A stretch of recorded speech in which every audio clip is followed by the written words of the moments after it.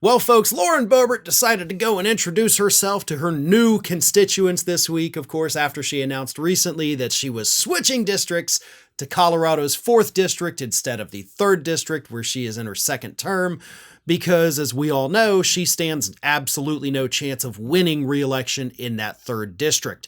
It's actually quite a miracle for her that she even won re-election the first time in 2022, but this time, with all of her scandals and all of her personal drama, it just wasn't going to happen. She probably wasn't even going to make it past the primary point.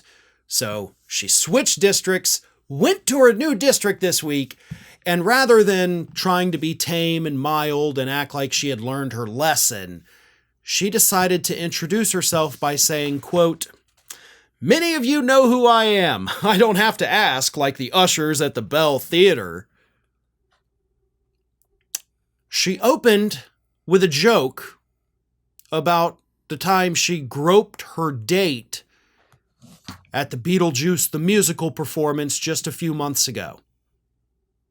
Now, here's why this bothers me so much. We have seen people in the entertainment industry, right?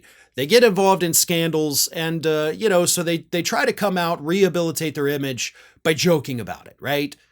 I mean, Paul Reubens, Pee Wee Herman, I think, is a great example of that. Obviously, getting caught in the theater.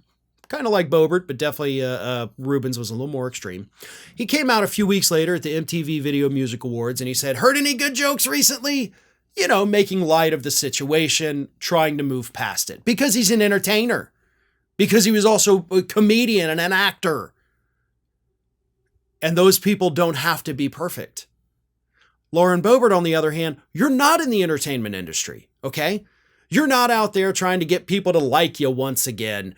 You're lobbying to be a person who writes laws. That's the position you actually currently hold. And you're making light of the entire reason you even had to switch districts in the first place. I know you think it's funny. I know you think it's cute.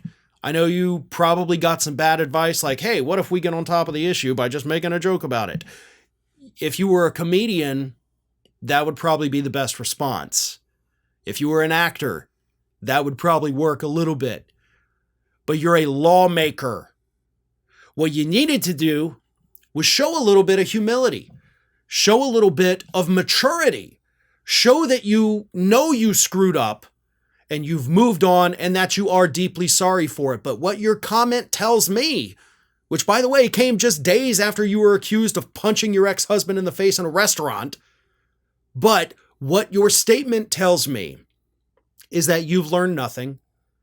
You have not matured.